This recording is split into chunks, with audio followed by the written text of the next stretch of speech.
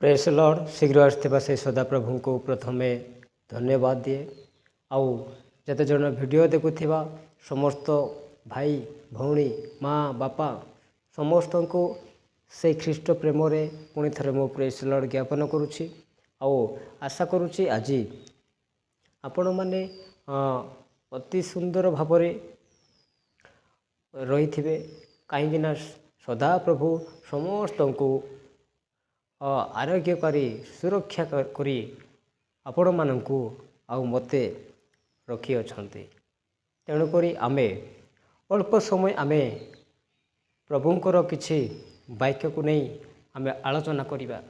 आउ आमे जतेबेले वाक्य शुणिबा आउ एई वीडियो रे नुह अनेक वीडियो रे मध्य आउ अनेक मंडली रे मध्य आउ अनेक मीटिंग रे मध्य आउ अनेक पालक पालिका मानकर मध्य आमे जतेबेले आमे वाक्य शुणिबा आमे ध्यान सह शुणिबा आउ शुणिकी आमे कौन करिबा आमे से वाक्य को आमे कार्यकारी हेबा। आसंतु प्रियर प्रभुंकर लोक माने आमे अल्प समय आमे से वाक्य को आमे आलोचना करिया पई जीवा। आसंतु प्रिय माने आमे समय को विलंब न करी आमे वाक्य आड़ को जीवा। आउ ए विषयटा हैला परित्राण किपरि पाइबा। परित्राण किपरि पाइबा से विषयटा आमे देखिबा।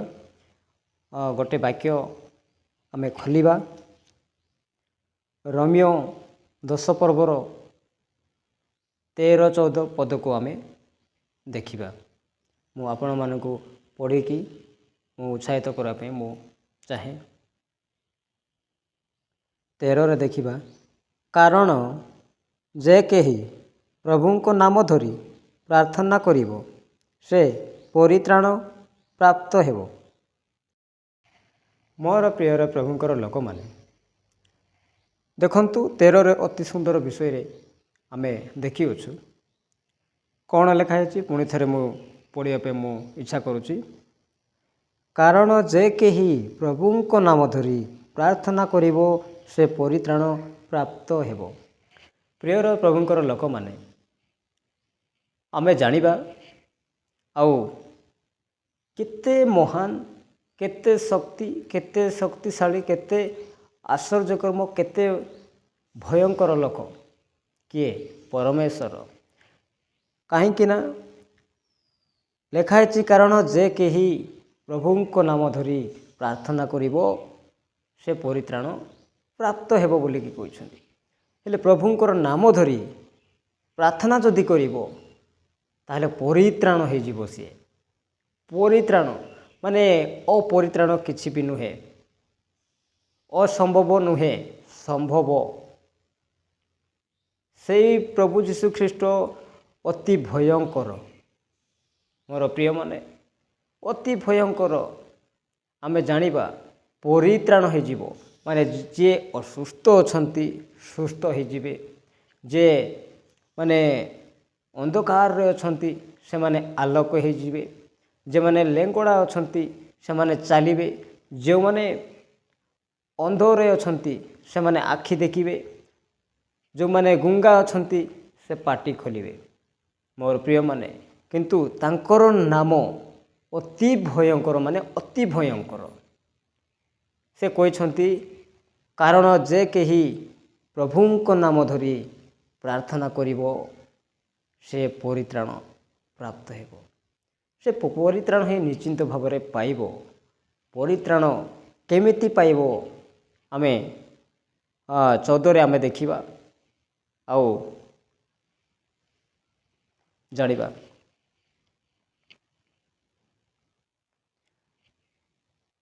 चौदह पद को आमे देखिबा। जेबे जहाकू सेमाने विश्वास करी नाहांती ताहांकू निकटकू किपरि प्रार्थना करिवे। मोर प्रिय माने जो माने प्रभु को विश्वास करी नाहांती आउ जानी चंती ए गोटे महान लोक बोली कि जानी चंती किंतु ମୁଁ 13 ପଦରେ ପଢ଼ୁଥିଲି ପରିତ୍ରାଣ ପ୍ରାପ୍ତ ହେବା ନିମନ୍ତେ। କିନ୍ତୁ ଲୋକମାନେ ଭାବନ୍ତି କ'ଣ ସତରେ କି ଏ ପ୍ରାର୍ଥନା କଲେ ଏ ପ୍ରକାର ମାନେ ପରିତ୍ରାଣ ହେଇଯିବ, ମାନେ ଅସମ୍ଭବକୁ ସମ୍ଭବ ହେଇଯିବ,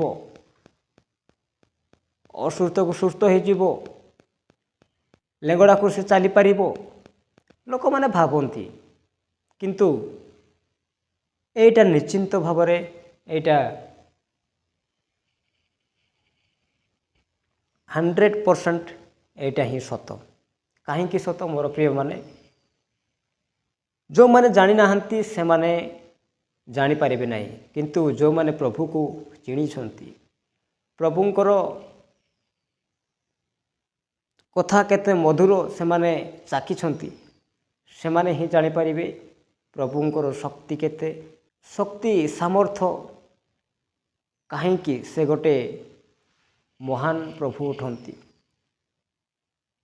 ଏ ସାରା ପୃଥିବୀକୁ ସେ ସୃଷ୍ଟି କରିଛନ୍ତି ଆଉ ଆମମାନଙ୍କୁ ମଧ୍ୟ ସୃଷ୍ଟି କରିଛନ୍ତି। ସେଥିପାଇଁ ସେ ଗୋଟେ ମହାନ ପ୍ରଭୁ। ମହାନ ଆମେ ଜାଣିବା। ଆଉ 14ରେ କ'ଣ ଦେଖୁଥିଲୁ? ଯେବେ ଯାହାଙ୍କୁ ସେମାନେ ବିଶ୍ୱାସ କରିନାହାନ୍ତି ତାହାଙ୍କୁ ନିକଟରେ କିପରି ପ୍ରାର୍ଥନା କରିବେ? ଯେଉଁମାନେ ପ୍ରାର୍ଥନା ଆମେ କହିପାରିବୁ ଜଣେ ଲୋକକୁ, ଭାଇ ତୁ ଏମିତି ପ୍ରାର୍ଥନା କରେ, କି ଭଉଣୀ ତୁମେ ଏମିତି ପ୍ରାର୍ଥନା କର, ତୁମର ସଫଳ ହୋଇଯିବ, ତୁମର ଅମଙ୍ଗଳ ଅଛି ମଙ୍ଗଳ ହୋଇଯିବ ଯଦି ବୋଲି କହିବେ। ସେମାନେ ଯଦି ପ୍ରଭୁକୁ ସେମାନେ ବିଶ୍ୱାସ କରୁନାହାନ୍ତି ସେମାନଙ୍କୁ କିପରି ଆଉ ପ୍ରାର୍ଥନା କରିବେ? ସେମାନେ ଯଦି ପ୍ରଭୁକୁ ଭୟ ଯଦି କରିପାରୁନାହାନ୍ତି ସେମାନେ କିପରି ଆଉ ପ୍ରାର୍ଥନା କରିବେ? ପ୍ରଭୁକୁ ଭୟ ଦରକାର। ଆମେ ଯେମିତି ଆମେ ଗୋଟେ ବଡ଼ ବଡ଼ ଲୋକକୁ, ଗୋଟେ ପୋଲିସ ଅଫିସର, ମାନେ ଏମିତି କଲେକ୍ଟର, ସବ୍ କଲେକ୍ଟର, ମାନେ ବିଡ଼ି, ଏମିତି କିଛି ବଡ଼ ବଡ଼ ଲୋକ ଅଛନ୍ତି, ସେମାନଙ୍କୁ ଦେଖିଲେ ଆମେ କାହିଁକି ଆମେ ଡରି ଯାଉଛୁ, ନମସ୍କାର କରୁଛୁ ହାତ ଯୋଡ଼ିକି, ଆଉ ସମ ପଡ଼ିଲେ ମୁଣ୍ଡିଆ ମାରୁଛୁ। କିନ୍ତୁ ତାଠୁ ମହାନ କିଏ? ପ୍ରଭୁ ଅଟନ୍ତି ମୋର ପ୍ରିୟମାନେ। ସେଇ ପ୍ରଭୁ ଅଟନ୍ତି। ଜଗତର ଲୋକମାନଙ୍କୁ କିଏ ତିଆରି କଲେ? ପ୍ରଭୁ ତିଆରି କରିଛନ୍ତି। ହଁ, ପ୍ରଭୁ ତିଆରି କରିଛନ୍ତି। ଏ ଜଗତର ଲୋକମାନଙ୍କୁ ଜ୍ଞାନ କିଏ ଦେଲେ? ସେଇ ପ୍ରଭୁ ଦେଇଛନ୍ତି। ସେଥିପାଇଁ ଆମେ ଜାଣିବା ଏ ଜଗତର ଲୋକ କିଛି ନୁହଁ, କେବଳ ପ୍ରଭୁ ହିଁ ଆମମାନଙ୍କର ଜୀବନ, ଆମମାନଙ୍କର ସବୁ କିଛି ପ୍ରଭୁ ଦେଖୁଛନ୍ତି ଆଉ ଆମମାନଙ୍କୁ, ଆମ ଜୀବନକୁ ଧରି ରଖିଛନ୍ତି, ବଞ୍ଚିବା ନିମନ୍ତେ ଏ ଜଗତରେ ପଠାଇଛନ୍ତି। ପ୍ରେଜ୍ ଦ ଲର୍ଡ। ସେଥିପାଇଁ ଆମେ କ'ଣ କରିବା? ଲୋକମାନେ ଅବିଶ୍ୱାସୀ ମାନେ ସେମାନେ କ'ଣ କରିବେ? ପ୍ରାର୍ଥନା କରିବେ ନାହିଁ। ସେମାନେ ଜାଣିଥିବେ ଏଇଟା ଅମଙ୍ଗଳ ଅଛି, ସଫଳ ହେବ ବୋଲି ବି ଜାଣିବେ, କିନ୍ତୁ କ'ଣ କଲେ ହେବ କି ନାହିଁ, କି ସତରେ କ'ଣ ମାନେ ଏଇଟା ସଫଳ ହେବ କି ନାହିଁ, କି ମୋର ହାତ ବତା ଅଛି ଛାଡ଼ିବ କି ନାହିଁ, କି ବିଶ୍ୱାସ, ପ୍ରଥମେ ବିଶ୍ୱାସ ଦରକାର। କ'ଣ ବିଶ୍ୱାସ? ପ୍ରଥମେ ବିଶ୍ୱାସ ହିଁ କଲେ ତାହା ସଫଳ ହେବ ମୋର ପ୍ରିୟମାନେ, ନିଶ୍ଚିନ୍ତ ସଫଳ ହେବ। ସେଥିପାଇଁ ଆମେ ବିଶ୍ୱାସ କରିବାର ଅଛି। ସେଥିପାଇଁ ପ୍ରଭୁ କହିଲେ 13 ପଦରେ କ'ଣ କଲେ? କାରଣ ଯେ କେହି ପ୍ରଭୁଙ୍କ ନାମ ଧରି ପ୍ରାର୍ଥନା କରିବ ସେ ପରିତ୍ରାଣ ପାଇବ ବୋଲିକି। ପ୍ରଭୁ କ'ଣ ସାଟାପାଟା? ନାଇଁ ମୋର ପ୍ରିୟମାନେ, ଏଇଟା ହିଁ ପ୍ରଭୁ ହିଁ ବିଜାପାଟା। ଜାଣିବାର ଅଛି। ହଁ, ଜାଣିବାର ଅଛି। ଯଦି ଆମେ ପ୍ରଭୁଙ୍କର ବିଶ୍ୱାସୀ ବିଶ୍ୱାସିନୀ ମାନେ ଗିର୍ଜା ଯାଉଛ, ପ୍ରାର୍ଥନା କରୁଛ, ଆରାଧନା କରୁଛ, ଗୀତ ଗାଉଛ, ପୁରା ମଜା ମଜଲିସ୍ କରୁଛ, ଠିକ୍ ଅଛି ସବୁ, ସେଥିରେ ମଧ୍ୟ ପ୍ରଭୁ କ'ଣ କରନ୍ତି? ଗୌରବ ପାଆନ୍ତି, ମହିମା ହେବ ପ୍ରଭୁଙ୍କର। ଆପଣମାନଙ୍କୁ ବ୍ଲେସିଂ ମଧ୍ୟ ଆସିବ, ଆଶୀର୍ବାଦ କରିବେ। କିନ୍ତୁ ସବୁକିଛି କରି ବାକ୍ୟକୁ ଯଦି ନ ମାନିବ ତାହେଲେ କ'ଣ ହେବ? କ'ଣ? ନାମଧାରୀ ଖ୍ରୀଷ୍ଟିଆନ। ନାମଧାରୀ ସେମାନେ ଖ୍ରୀଷ୍ଟିଆନ ହେଇକି କିଛି ଲାଭ ନାହିଁ ପ୍ରିୟମାନେ, କିଛି ବି ଲାଭ ନାହିଁ। ହଁ, ଗୋଟେ ଗୀତ ଅଛି ଶୁଣ। ନାମଧାରୀ ଖ୍ରୀଷ୍ଟିଆନ କେମିତି ପାଇବ ତୁମେ ପରିତ୍ରାଣ, କେମିତି ପାଇବ ତୁମେ ପରିତ୍ରାଣ। ଠିକ୍ ସେମିତି ନାମଧାରୀ କେବେ ଖ୍ରୀଷ୍ଟିଆନ ହେବାର ଉଚିତ ନୁହଁ। ନାଁକୁ ଖ୍ରୀଷ୍ଟିଆନ ହେଇ କ'ଣ ଲାଭ? ପ୍ରଭୁଙ୍କର ବାକ୍ୟକୁ ଯଦି ମାନୁନୁ ତାହେଲେ ଖ୍ରୀଷ୍ଟିଆନ ହେଇ ଲାଭ କ'ଣ? ଆଜି ପ୍ରଚାର କରିଦେବେ ମନ ପରିବର୍ତ୍ତନ କର, ମନ ପରିବର୍ତ୍ତନ କର ବୋଲିକି କହିଲେ କ'ଣ ମନ ପରିବର୍ତ୍ତନ କରିବେ? ପାପକୁ ଛାଡ଼ ବୋଲେ ଛାଡ଼ି ପାରୁନାହାନ୍ତି, ମଦକୁ ଛାଡ଼ ବୋଲେ ଛାଡ଼ି ପାରୁନାହାନ୍ତି, ବ୍ୟଭିଚାର କରିବା ଛାଡ଼ ବୋଲେ ଛାଡ଼ୁନାହାନ୍ତି, ଚୋରି କରିବା ଛାଡ଼ ବୋଲେ ଛାଡ଼ୁନାହାନ୍ତି। ହେଲେ କ'ଣ ପରିତ୍ରାଣ ପାଇବ? ମୋର ପ୍ରିୟମାନେ, ଯଦି ପରିତ୍ରାଣ ପାଇବାର ଅଛି ତାହେଲେ ଆମ ହୃଦୟ ସହ ଆମ ଆତ୍ମାରେ ପ୍ରଭୁକୁ ଡାକିବାର ଅଛି। ଆମର ପାପକୁ ସବୁ ଛାଡ଼ି ଦେବାର ଅଛି, ମଦ କାମ ସବୁ ଛାଡ଼ି ଦେବାର ଅଛି, ରାଗ ହିଂସା ସବୁ ଛାଡ଼ି ଦେବାର ଅଛି। ସେଥିପାଇଁ ଆମେ ପରିତ୍ରାଣ ପାଇହେବ, ପରିତ୍ରାଣ ପାଇହେବ। ସେଥିପାଇଁ ଲେଖାଗଲା 14ରେ ଦେଖିବା, ଯେବେ ଯାହାଙ୍କୁ ସେମାନେ ବିଶ୍ୱାସ କରିନାହାନ୍ତି ତାହାଙ୍କ ନିକଟକୁ କିପରି ପ୍ରାର୍ଥନା କରିବେ? ପୁଣି ତାହାଙ୍କ କଥା ସେମାନେ ଶୁଣି ନାହାନ୍ତି, କିପରି ତାଙ୍କଠାରେ ବିଶ୍ୱାସ କରିବେ? ଆଉ ପ୍ରଚାରକ ବିନା ସେମାନେ କିପରି ଶୁଣିବେ? ମୋର ପ୍ରିୟମାନେ, ସେଥିପାଇଁ ଯେଉଁମାନେ ଯଦି ବିଶ୍ୱାସ କରୁନାହାନ୍ତି ସେମାନେ ପ୍ରାର୍ଥନା ଆଉ କି ପାଇଁ କରିବେ? କରିବେ ନାହିଁ। ସେମାନେ ଯେତେ ଯେଉଁମାନଙ୍କୁ ବିଶ୍ୱାସ ହେବ ସେମାନେ ହିଁ ପ୍ରାର୍ଥନା କରିବେ। ଯେଉଁମାନେ ସେମାନଙ୍କୁ ବିଶ୍ୱାସ ଯଦି ହେଉଛି ଯେଉଁମାନଙ୍କୁ, ତାହେଲେ ପ୍ରାର୍ଥନା କରିବ ଆଉ ବାକ୍ୟକୁ ସେ ମାନିବ ଆଉ ସେ ପରିତ୍ରାଣ ପାଇବ। ଆଉ କ'ଣ ଲେଖା ହେଇଛି? ପ୍ରଚାରକ ବିନା ସେମାନେ କିପରି ଶୁଣିବେ? ଯଦି ପ୍ରଭୁକୁ ସେମାନେ ବିଶ୍ୱାସ ଯଦି କରୁନାହାନ୍ତି ତାହେଲେ ପାଳକ ଆସି ଯେତେ ପ୍ରଚାର କଲେ ମଧ୍ୟ ଏ କାନରେ ଶୁଣିବେ ଆଉ ଏ କାନରେ ଛାଡ଼ିବେ। ସେମାନେ କ'ଣ ପ୍ରଭୁକୁ ଜାଣି ଜାଣି, ପ୍ରଭୁଙ୍କ କଥା ଶୁଣି ଶୁଣି ଅଜଣା ହେଇ ସେମାନେ ଏକା କ'ଣ ଭଣ୍ଡ ବୋଲିକିନା କହନ୍ତି। ମୋର ପ୍ରିୟମାନେ, ଭଣ୍ଡ, ଏମାନେ ହିଁ ଭଣ୍ଡ, ଆଉ କେଉଁମାନେ ନାହାନ୍ତି, ସେମାନେ ହିଁ ଭଣ୍ଡ। ଆମେ ନିଜେ ପରିତ୍ରାଣ ପାଇବା ଜିନିଷ ଗୋଟେ କେତେ ଭୟଙ୍କର। ପରିତ୍ରାଣ ମାନେ କ'ଣ? ଆମେ ନିଜର ଜୀବନ ନିଜେ ଆମେ ସୁରକ୍ଷା ପାଇବା ପାଇଁ ପ୍ରଭୁ ଏହି ବାକ୍ୟକୁ ଆମମାନଙ୍କୁ କ'ଣ ସଚେତନ କରାଇବା ନିମନ୍ତେ ବାକ୍ୟ ଅଛି। କିନ୍ତୁ ଲୋକମାନେ ଜାଣିନାହାନ୍ତି, ଜାଣି ଜାଣି ଅଜଣା ହେଉଛନ୍ତି। ସେମାନେ ଧୀରେ ଧୀରେ କ'ଣ ଭଣ୍ଡ ହୋଇଯିବେ। ମୋର ପ୍ରିୟମାନେ, ଦେଖନ୍ତୁ, ପରିତ୍ରାଣ ପାଇବା ପାଇଁ ହେଲେ ଆମେ କେତେ କଷ୍ଟ କରିବା ପାଇଁ ପଡ଼ିବ। ଯେକୌଣସି ଜିନିଷ ହେଲେ ମଧ୍ୟ ମୋର ପ୍ରିୟମାନେ କଷ୍ଟ ହିଁ ଦରକାର। କଷ୍ଟ ନ କଲେ ଆମେ ଫଳ ପାଇବା ନାହିଁ। ମନେକର ଗୋଟେ ଚାଷୀ ଚାଷ କରୁଛି, କେତେ ପରିଶ୍ରମ କରୁଛି, ତାପରେ ସେ କାଟୁଛି ଆଉ ସେ ଫଳ ପାଉଛି। ସେଥିପାଇଁ ଆମେ ପରିତ୍ରାଣ ପାଇବା ପାଇଁ ହେଲେ, ସେଇ ସ୍ୱର୍ଗରେ ଆମେ ପ୍ରଭୁଙ୍କ ଠାରେ ରହିବା ପାଇଁ ହେଲେ ମୋର ପ୍ରିୟମାନେ ଆମେ କଷ୍ଟ କରିବା ପାଇଁ ପଡ଼ିବ। ସେଇ କଷ୍ଟ କ'ଣ ହେଲା?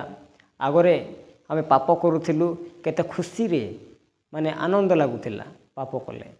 ସେ ପାପକୁ ଛାଡ଼ିବା ପାଇଁ ପଡ଼ିବ। ହଁ, ଚୋରି କରୁଥିଲୁ ଲୋକମାନଙ୍କ ନ ଦେଖିବା ଜାଗାରେ, କିନ୍ତୁ ସେଇ ଚୋରି କରିବାଟା ଛାଡ଼ିବାକୁ ପଡ଼ିବ।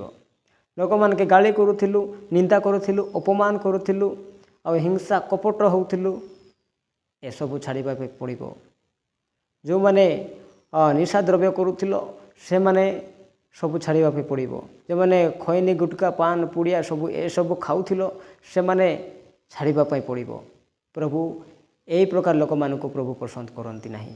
ମୋର ପ୍ରିୟମାନେ ପସନ୍ଦ କରନ୍ତି ନାହିଁ। କହୁନାହାନ୍ତି ମୋର ସନ୍ତାନ ଭଲରେ ରହୁ, ମୋର ସନ୍ତାନ କିଛି ନ ହେଉ, ସେ ମୋର ସନ୍ତାନ ସବୁବେଳେ ମୋ ନିକଟକୁ ରହି ଭଲରେ ରହୁ ବୋଲି ପ୍ରଭୁ ଚାହାନ୍ତି।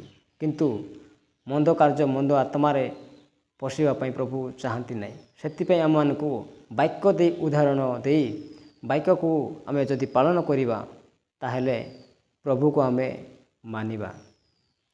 ପ୍ରାର୍ଥନା କରିବା ତାହେଲେ ପ୍ରଭୁ ସହିତ ଆମେ କଥାବାର୍ତ୍ତା ହେବା।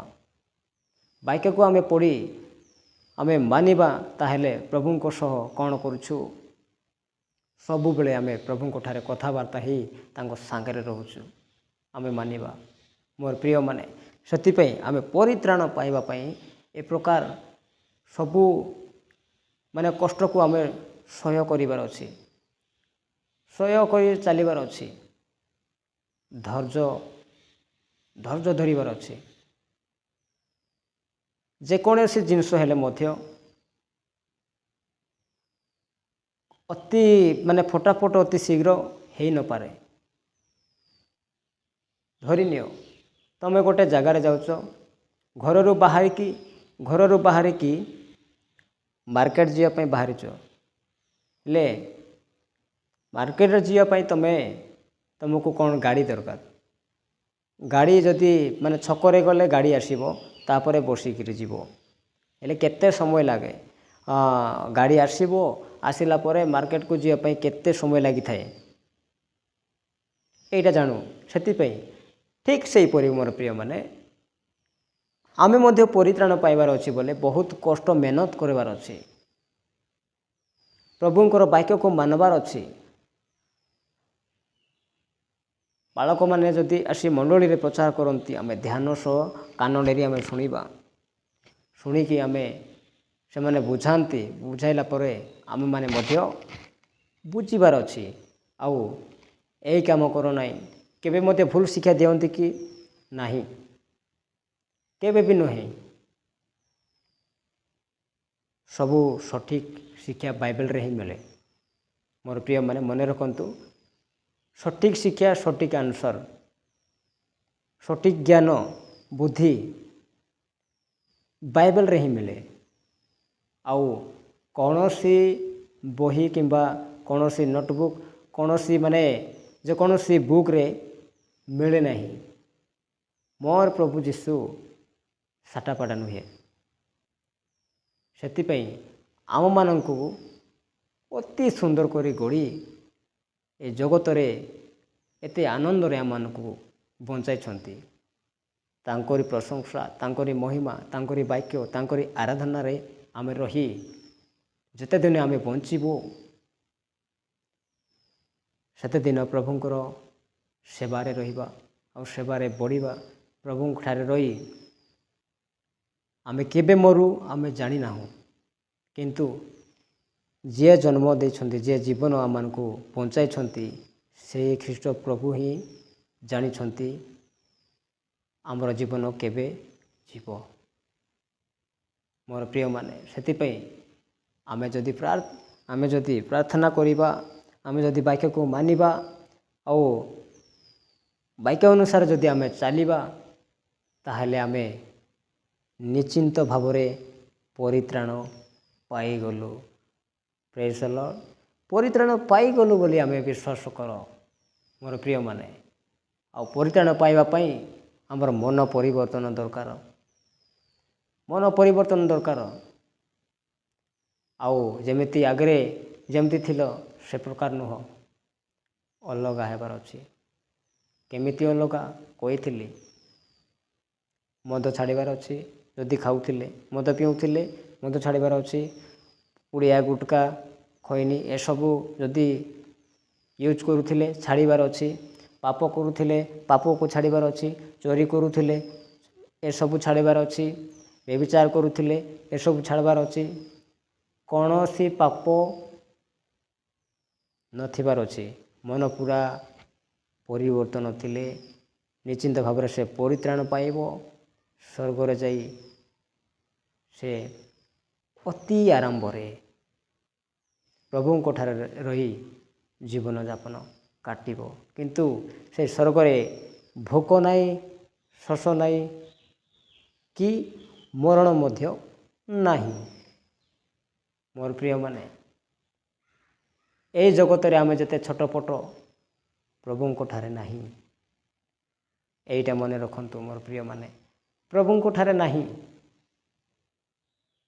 ଆମେ ଖାଇବା ପାଇଁ ଗୋଟେ ଓଳି ନଥିଲେ ଏ ଜଗତରେ ଆମେ କେତେ କଳବଳ ହୋଇଯାଉଛୁ। କିନ୍ତୁ ସେଇଠି ଖାଦ୍ୟ ନାହିଁ, ସେ ଜାଗାରେ ଭୋକ ଲାଗିବ ନାହିଁ। ସବୁବେଳେ ଆନନ୍ଦ ହିଁ ଆନନ୍ଦ ଆମେ ଜାଣିବା ମୋର ପ୍ରିୟମାନେ। ସେଥିପାଇଁ ଏଇ ଅଳ୍ପ ବାକ୍ୟ ପ୍ରଭୁ ଆଶୀର୍ବାଦ କରନ୍ତୁ।